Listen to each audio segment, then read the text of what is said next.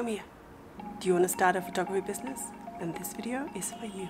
Hey guys, welcome back to my channel. Today I'm talking about the 8 essentials that you need to start your photography business successfully. Okay, let me get really cozy here. I'm gonna grab my notes because I want to get this right. Super important stuff today. Now I know that a lot of people talk about the essential things that you need to start a photography business, and they talk about the gear and the lighting and all that stuff, and I'm not going to talk about any of that today. No.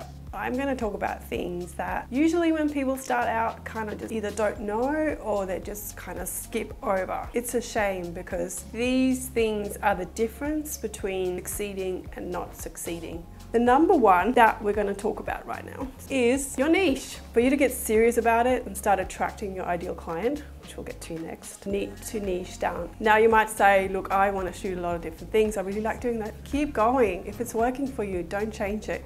If you want to start charging the money that you know you're worth and your work is worth, niching down is where it's at. The next thing you really need to know is your ideal client. Who are they? You don't have to talk about their car, where they live, or how much money they make. All that stuff doesn't actually matter. What you need to talk about, or find out, I should say, is what are their deepest desires? What do they want from someone like you? What keeps them up at night? And how can you actually help them? How will you impact their life? What will change for them? What's the transformational aspect of it? Those questions are like way more important than anything else. Get those things right, or even just like close to it, and like Bob's your uncle, I think the term is. But you know, those are the things that people just skip over.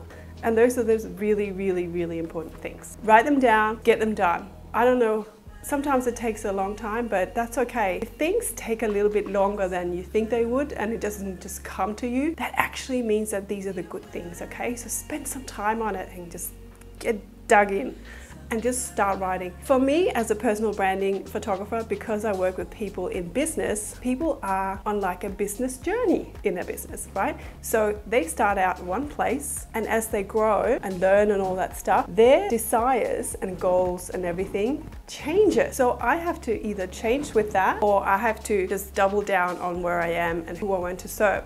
So that's really important. Not every personal branding photographer works with the same kind of client. Yeah, they might all be in business, but where in their business are they? Okay, let's talk about portfolio.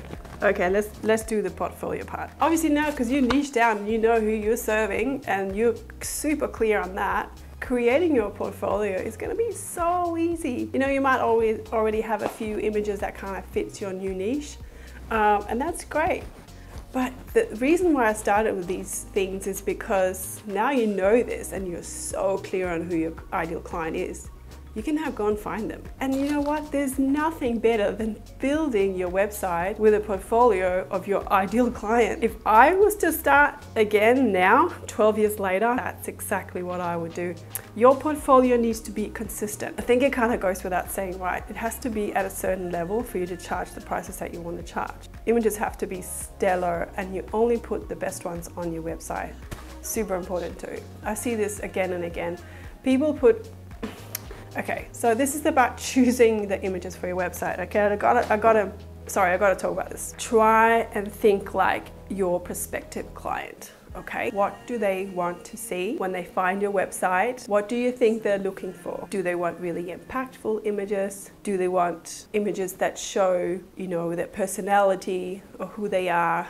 If you're a family photographer, does it have to evoke emotions and things like that? Does it have to tell a story? You have to be really curated around this. I'm not sure that's the word, but it has to be with intention, okay? So put yourself in your client's shoes. Try to think about what would they be looking for. For me as a personal branding photographer, my client is looking to elevate their brand and to tell the story of their brand and their business, right? So they want photos that have personality, are also down to earth and relatable. And they also want photos that show the different tasks and things that go on in their business, that illustrates what they are all about, so they can communicate that to their prospective clients. So things might be different for you if you're not a personal branding photographer, but these are the things that you need to consider.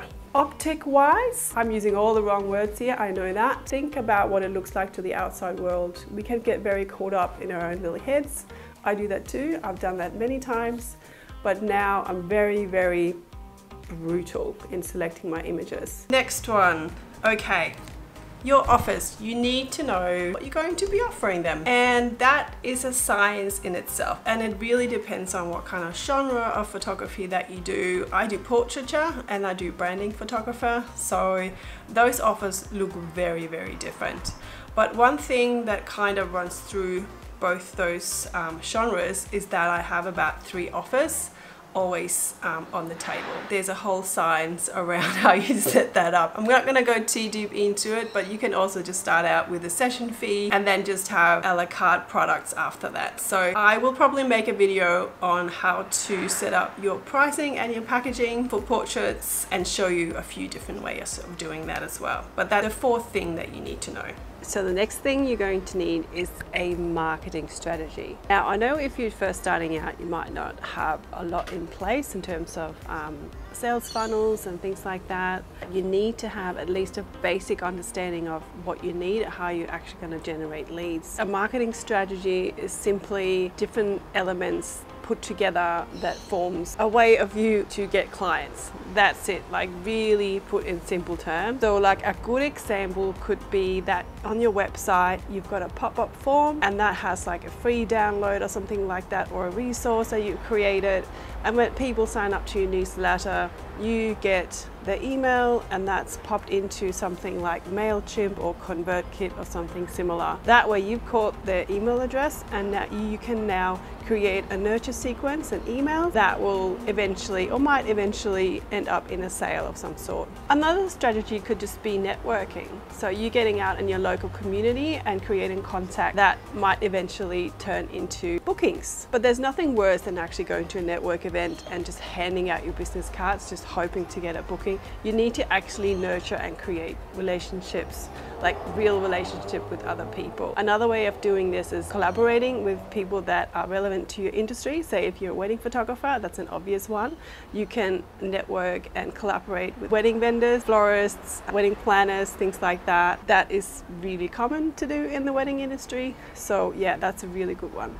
And of course there's social media, that's a huge one. So it doesn't work for everyone, but if you're really good at putting yourself out there and you have a little bit of an extroverted personality, creating reels on a regular basis or TikToks and things like that might just be for you. It's definitely not for me, it's not in my personality. So I still do social media, but I actually focus more my attention on things like SEO and blogging and things like Pinterest and now YouTube. Those things feel a lot more organic to me, and that's another really good point. Trying to be someone that you're not, or trying to do things that just don't really gel with your personality, is never going to come off right to prospective clients or anyone else. So if nothing else, I highly recommend to just test out things, different things that you like doing or think you might like doing, and if it's not for you, just park it somewhere and do something else. You will eventually get sort of into flow and sort of work out what works for you and your business. Another thing I really want to talk about when it comes to marketing and business is that without marketing, you don't really have a business. And that is a thing that it took me years to actually realize. So I wish that I knew this when I started out, that instead of focusing all my attention on getting the right photos all the time, or just stressing over presets and things like that, it's way more important to focus a lot of effort on marketing. There has to be a system in place, otherwise you're never going to get enough clients to actually be able to sustain yourself.